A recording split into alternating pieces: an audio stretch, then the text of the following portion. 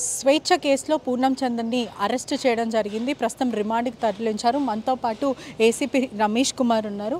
ఎటువంటి కేసులు పెట్టాడు? యాక్సెప్ట్ చేశారా మీరు?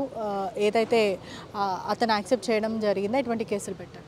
అతని మీద abetment to commit suicide Purnachander మన 27th రోజు మన స్వేచ్ఛ టీవీ న్యూస్ రీడర్ ఆత్మహత్య చేసుకోవడంలో ప్రముఖంగా ఇతను పూర్ణచందర్ యొక్క పాత్ర ఫాల్స్ ప్రామిసెస్ చేసి ఆమె ఆత్మహత్య చేసుకోవడానికి కారణమైనట్టు ప్రైమా ఫేజ్లో మాకు పరిశోధనలో తేలింది. దాని ప్రకారం ఈరోజు అతన్ని రిమాండ్ చేయడం జరిగింది. స్వేచ్ఛ చనిపోవడానికి ఇది సూసైడేనా లేకపోతే మర్డర్ అంటూ కూడా ఇండైరెక్ట్ మర్డర్ అంటూ కూడా పలువురు చెప్తున్నారు. అసలు పూర్ణచందర్ ఇన్వెస్టిగేషన్లో ఏం చెప్పాడు? పూర్ణచందర్ స్వేచ్ఛ ఇద్దరు ఒక 15 సంవత్సరాల క్రితము టీ న్యూస్లో ఇతను ప్రోగ్రామ్ డైరెక్టర్గా, ఆమె టీ న్యూస్ రీడర్గా ఇద్దరు పనిచేసేవారు. అప్పటి నుంచి మాకు పరిచయం ఏర్పడింది. ఆ పరిచయం ఏర్పడిన తర్వాత మేము కాలక్రమేణా 2015లో ఒక దుబాయ్లో ఒక బతుకమ్మ షోలో కూడా మేము బాగా దగ్గరగా క్లోజ్ అయ్యాము. అక్కడి నుంచి మాది కంటిన్యూ అవుతున్నది. ఆమె పెళ్లి జరిగింది. పెళ్లి తర్వాత డైవోర్స్ 4-5 ఇయర్స్ డైవోర్స్ అయింది. ఆ డైవోర్స్ అయిన తర్వాత నేను ఆమెను నమ్మించాను, పెళ్లి చేసుకుంటానని నమ్మించాను. కానీ ఆమె ప్రెషర్ నేను పెళ్లి చేసుకోండి అని అంటే నాకు భార్య పిల్లలు ఉన్నారు.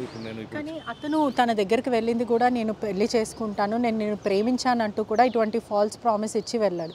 ఇప్పుడు అది యాక్సెప్ట్ చేశారా? మరి ఎవరైతే స్వేచ్ఛ ఉందో తను ఏం చెప్పింది? అసలు నన్ను పెళ్లి చేసుకోమని అడిగిందా ఏంటి? ఎక్కడ విడుదలచ్చాడు? అదే పెళ్లి చేసుకోమని అడిగినారు. ఫాల్స్ ప్రామిసెస్ ఏదైతే ఫాల్స్ ప్రామిసెస్ చేశారో అతని చేయలేకపోయారు. ప్రామిసెస్ను ఫుల్ఫిల్ చేయలేకపోయాడు. ఇతను లస్ట్ను ఫుల్ఫిల్ చేసుకున్నారు. కానీ ఆమె యొక్క ఏదైతే కోరిక ఉందో ఆ కోరికను ఇతను నెరవేర్చలేకపోయినారు. మరో విషయం కూడా నిన్నటి వరకు చూస్తే వాళ్ళ కుటుంబ సభ్యులు కూడా అనేక ఆరోపణలు చేస్తున్నారు. ఇతని వల్లనే స్వేచ్ఛ చనిపోయింది, స్వేచ్ఛనే కాకుండా ఇంకా చాలామంది అమ్మాయిలను కూడా మోసం చేశారంటూ కూడా కుటుంబం ఆరోపిస్తుంది. ఈరోజు కూడా వాళ్ళ కూతురు ఒక స్టేట్మెంట్ ఇవ్వడం జరిగింది. బ్యాడ్ టచ్ చేశాడు, చాలా అసభ్యంగా నాతో ప్రవర్తించాడని. దాని మీద కూడా కేసులు చేశారా? అది కేసు పరిశోధనలో ఉంది. ఏదొకటైతే మాత్రం వాస్తవం. అతని యొక్క అబెట్మెంట్ చేయడంతో ఆమె ఆత్మహత్య చేసుకున్నది అనేది నిర్ధారణ అయింది. ప్రైమా పేజీలో ప్రూవ్ అయింది. అంటే స్టేట్మెంట్స్ ఆఫ్ పిల్లలు కానీ పేరెంట్స్ కానీ అక్కడ ఉన్న సర్కమ్స్టాన్షియల్ ద్వారా ప్రైమా పేజీ ప్రూవ్ అయింది. ఫర్దర్ ఇన్వెస్టిగేషన్ కూడా జరుగుతుంది, డీటెయిల్గా జరుగుతుంది. ఇంకెవరెవరైతే స్టేట్మెంట్స్ ఉంటాయో ఆ స్టేట్మెంట్స్ మీద కూడా ఇంకా ఏమైనా కేసెస్ నమోదయ్యే అవకాశం కూడా ఉంటుంది. స్వేచ్ఛ కూతురు కూడా అనేక ఆరోపణలు చేస్తుంది, ఫిజికల్ అబ్యూస్ అని కూడా. దాని మీద ఏం చెప్తారు? అది కూడా ఏదైతే చట్టంలో ఏదైతే ఉంటుందో ఆ చట్టంలో ప్రతిదీ తీసుకోబడుతుంది పరిగణలోకి. దాని ప్రకారం చట్ట ప్రకారం చర్యలు తీసుకోబడతాయి. మరో విషయం కూడా, ఎవరైతే పూర్ణచందర్ ఉన్నాడో వాళ్ళ భార్య కూడా మా భర్తకి ఎటువంటి సంబంధం లేదంటూ కూడా తను వ్యాఖ్యలు చేస్తుందంటూ కూడా సమాచారం వస్తుంది. వీళ్ళ కుటుంబాన్ని కూడా ఏమైనా ఇన్వాల్వ్ చేసే అవకాశాలు ఏమైనా ఉన్నాయి? We don't have idea. దాని గురించి మాకేమీ ఇది రాలేదు. ఇతను మాత్రమే వాళ్ళ తండ్రి ఉన్న సర్కమ్స్టాన్షియల్ విట్నెసెస్ పూర్ణచందరే ఆత్మహత్య చేసుకోవడానికి స్వేచ్ఛ ఆత్మహత్య చేసుకోవడానికి కారణమైనారు. అది కూడా ప్రైమా పేజీలో ప్రూవ్ అయింది.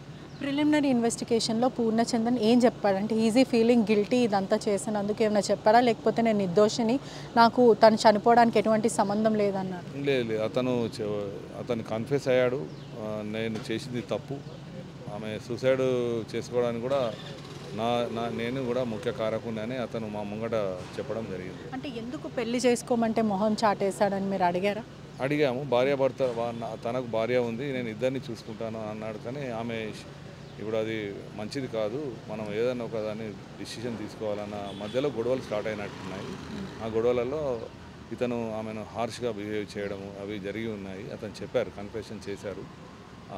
దాని ప్రకారం ఆమె మనసు వెక్స్ అయిపోయి, శరీరం మీద మన జీవితం మీద వెక్స్ అయిపోయి హ్యాంగింగ్ చేసుకుంది. అంటే ఈ బలవన్మరణానికి పాల్పడక ముందు కూడా వీళ్ళిద్దరు కలిసి గుడికి వెళ్ళారు, ప్రయాణం చేశారు. ఆ సమయంలో ఎక్కడైనా గొడవ జరగడం లేకపోతే ఇంకేదన్నా, ఎందుకంటే కుటుంబం కూడా తినని చంపేయడానికి కూడా ప్రయత్నించి అనేకసార్లు హామ్ చేయడానికి పూర్ణచంద్రను అడ్డు తొలగించుకోవడానికి కూడా ప్రయత్నించాడంటూ కూడా కుటుంబం ఆరోపిస్తుంది. మాకు during the course of investigation అంటే కన్ఫెషన్ చేసేటప్పుడు అతను చెప్పారు, లాస్ట్ ఒక 10 days బ్యాక్ మేము అటు అరుణాచలం వెళ్ళి అక్కడ దర్శనం చేసుకొని రిటర్న్లో వచ్చేటప్పుడు కూడా మాకు ఒక తినేటప్పుడు హోటల్లో గొడవ జరిగింది. ఈ అమ్మాయి స్వేచ్ఛ పెళ్లి చేసుకోమని నన్ను అడిగితే నేను చేసుకోనని కరాఖండిగా చెప్పాను. అది బాగుండదు, నాకు మళ్ళీ నాతోటి కొంచెం గొడవ జరిగిందని చెప్పాడు అతను. అంటే ఈ కేసులో కూడా పొలిటికల్ హస్తం ఉంది, కేసుని తప్పుదోవ పట్టిస్తా అంటూ కూడా ఒక పుకారులు బయట తిరుగుతున్నాయి. దాని గురించి ఏం చెప్తారు? సమగ్ర విచారణ జరుగుతుందా? పక్కా చట్టం తన పని తాను చేసుకుపోతుంది. ఇన్వెస్టిగేషన్ పరిశోధన భౌతిక మౌఖిక సాంకేతిక ఆధారాల మీద ఇన్వెస్టిగేషన్ కొనసాగుతుంటుంది. ఆ ఇన్వెస్టిగేషన్లో ఎవరైతే అక్యూజ్గా తేలుతారో వాళ్ళందరినీ చట్ట ప్రకారము 5 విధాలుగా చట్టం తన పని తాను చేసిపోతుంది. స్వేచ్ఛ గ్యాడ్జెట్స్, మొబైల్ ఫోన్స్ ఇవన్నీ కూడా స్వాధీనం చేసుకున్నారు, ఫారెన్సిక్కి పంపిస్తారు. దీనికన్నా ముందు ఏదన్నా తను వీడియో కాల్ పెట్టి మరి అతనికి చూపించుకుంటూ చనిపోయిందంటూ కూడా కుటుంబం వాళ్ళైతే ఆరోపిస్తున్నారు. దాని గురించి ఏంటి, ఏదైనా చాట్ రికవరీ చేస్తారా ఏంటి? అది మేము ఏమీ చేయమండి. ఫోరెన్సిక్ సైన్స్ ల్యాబొరేటరీ వాళ్ళు వాళ్ళ ఫోన్ మనం సీజ్ చేశాము. ఎవరు డిసీజర్ స్వేచ్ఛ గారి ఫోన్ మేము సీజ్ చేశాము. అది ఫోరెన్సిక్ సైన్స్ ల్యాబొరేటరీకి వెళ్తుంది. ఆ ల్యాబొరేటరీలో వాళ్ళు ఇన్వెస్టిగేషన్ చేసిన తర్వాత అలా ఏమైతే వస్తాయో అప్పుడు మళ్ళీ ఫర్దర్గా మేము మీకు అప్పుడు మళ్ళీ చెప్తాం. ఇప్పుడు ఎటువంటి కేసులు పడ్డాయి, ఎన్ని నెలలు శిక్ష పడే అవకాశాలు? అబెట్మెంట్ టు కమిట్ సూసైడ్ అంటే ఒక మనిషి మరణానికి కారణము కావడానికి ఎంత పాత్ర మన చట్టంలో ఉందో ఆ చట్టం ప్రకారము ఆ కేసు నమోదు చేయబడ్డది. అది చట్ట ప్రకారం ఆల్టర్ చేసే అవకాశాలు ఉన్నాయి. అది investigation during the course of investigation. So far అయితే ఇప్పుడు abetment to commit suicide attract అయింది, అందుకోసమే రిమాండ్ చేయడం జరుగుతుంది కోర్టు ముందు. ఎస్, స్వేచ్ఛ చనిపోవడానికి కూడా పూర్ణచంద్రనే మరొక కారణం అంటూ డైరెక్ట్లీ ఆర్ ఇండైరెక్ట్లీ అతని కారణం అంటూ కూడా పోలీసులు కేసు నమోదు చేశారు. ప్రస్తుతం అతన్ని అరెస్ట్ చేసి రిమాండ్కి తరలిస్తున్నారు. కుటుంబం కూడా అనేక ఆరోపణలు అయితే ప్రస్తుతం చేస్తుంది. ఒకటి, మా కూతుర్ని కూడా అబ్యూజ్ చేయడం, అదే కాకుండా స్వేచ్ఛని కూడా అనేకసార్లు పెళ్లి చేసుకుంటానంటూ కూడా మొహం చాటేశాడు. అందుకే స్వేచ్ఛ తీవ్రమైన మనస్తాపంకి గురై చనిపోయింది. కూతుర్ని కూడా అనేకసార్లు వేధింపులకు, స్వేచ్ఛ కూతుర్ని కూడా అనేకసార్లు వేధింపులకు గురి చేసి చాలా ఇబ్బంది పెట్టాడు, వాళ్ళకి నరకం చూపించాడంటూ కూడా కుటుంబం చెప్తున్న పరిస్థితి కనిపిస్తుంది. Cameraman విజయ్తో పెట్రిషా reporting, RTV Hyderabad. మొన్న ఈవినింగ్ 27th రోజు మీ అందరికీ విదితమే, స్వేచ్ఛ అనే అమ్మాయి మన న్యూస్ ఛానల్లో పనిచేసే అమ్మాయి సూసైడ్ చేసుకున్నది మీ అందరికీ విదితమే. ఆమె చనిపోవడానికి, ఆత్మహత్య చేసుకోవడానికి గల కారకుడైన పూర్ణచందర్ను ఈరోజు మేము కోర్టుకు తరలించడం జరిగింది. అతను అమ్మాయితోటి 15 yearsగా ఫ్రెండ్షిప్ ఉంది. న్యూస్లో పనిచేసినప్పటి నుంచి పరిచయం. కాస్త ఆమెను మ్యారేజ్ చేసుకుందామనే అనుకొని ప్రపోజల్ పెట్టి ఆ ప్రపోజల్కు అతను భిన్నంగా ప్రవర్తించి ఆమె ఆత్మహత్యకు కారణం జరిగిందని ఇన్వెస్టిగేషన్లో ప్రైమాఫేసి ప్రూవ్ అయింది. అతన్ని ఈరోజు నిన్న అర్ధరాత్రి అతను పోలీస్ స్టేషన్లో సరెండర్ అయ్యారు SHO గారి ముందు. అతని ప్రాథమిక సాక్ష్యాలు, పరోక్ష సాక్ష్యాలను బట్టి అతని ఈరోజు మీద abetment to commit suicide prove అయింది. అందుకోసం అతన్ని ఈరోజు కోర్టుకు ఇప్పుడు తరలించడం జరిగింది. Abetment to suicide.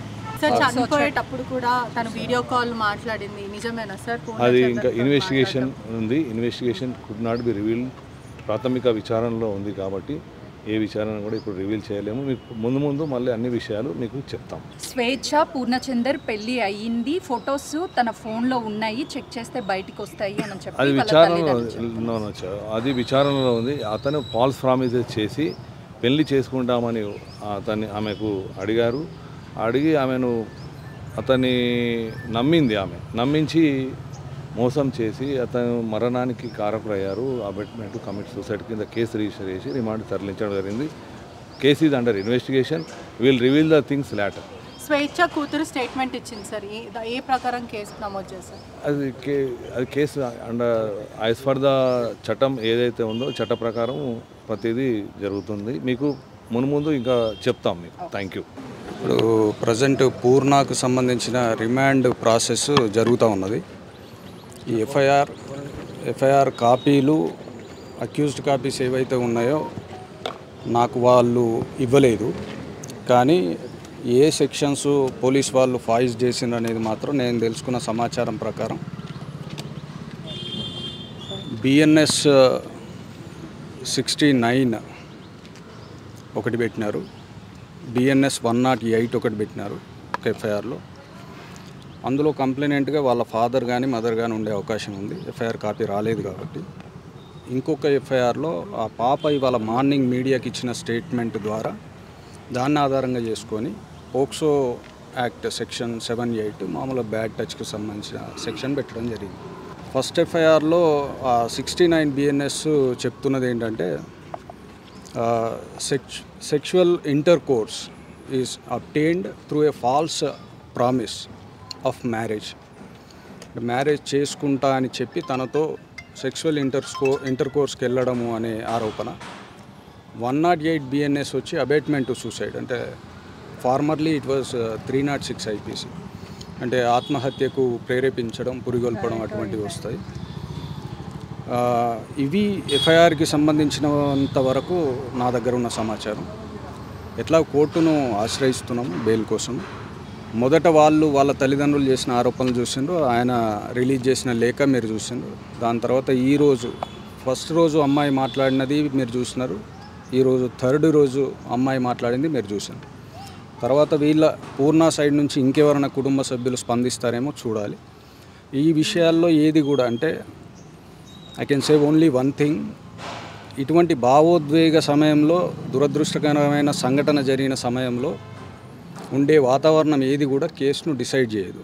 అంటే టెక్నికల్గా చెప్పాలంటే the emotional circumstances prevailed over at this condition around us cannot decide the case result.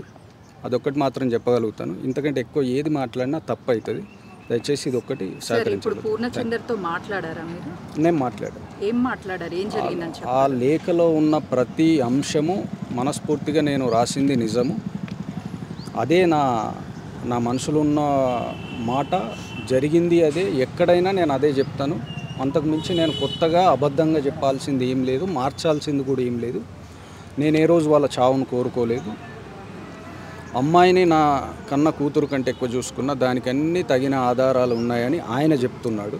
నాకు ఇచ్చిన ఇన్స్ట్రక్షన్స్, స్కూల్లో జాయిన్ చేయించిన విధానము, ఫీజులు కట్టిన విధానం కానీ, ఆమెను అత్యంత గారాభంగా చూసుకున్న విధానము, ఆమెకు బర్త్డే ఫంక్షన్లు కానీ ఏ ఫంక్షన్లు కానీ కొన్ని లక్షల రూపాయలు ఖర్చు పెట్టి చేసుకున్న విధానము, ఇవన్నీ కూడా ఆమె మాట్లాడే మాటలకు నేను చేసిన పనికి ఏమాత్రం సంబంధం లేదు. నన్ను బాధించినా పర్లేదు, నిజం మాత్రం గెలుస్తుంది. నేను ఏ రోజు కూడా వాళ్ళను ఒత్తిడి చేయలేదు, ఆమెను చనిపోవాలని నేను చూడలేదు. నేను లేఖలో రాసింది 100% నిజము అనేది ఆయన వర్షం. స్వేచ్ఛ చనిపోయిన తర్వాత కనీసం ఆఖరి చూపు, అంటే వాళ్ళ రిలేషన్ ఎన్నో సంవత్సరాల నుంచి ఉంది, ఎందుకు చూడడానికి రాలేదు అతను? అంటే ఆఖరి చూపు నేను వెళ్తా అన్నప్పుడు చుట్టుపక్కల ఉన్న వాళ్ళు నువ్వు అనుకున్నంతగా వాళ్ళు ఎవరు అక్కడ రిసీవ్ చేసుకోరు.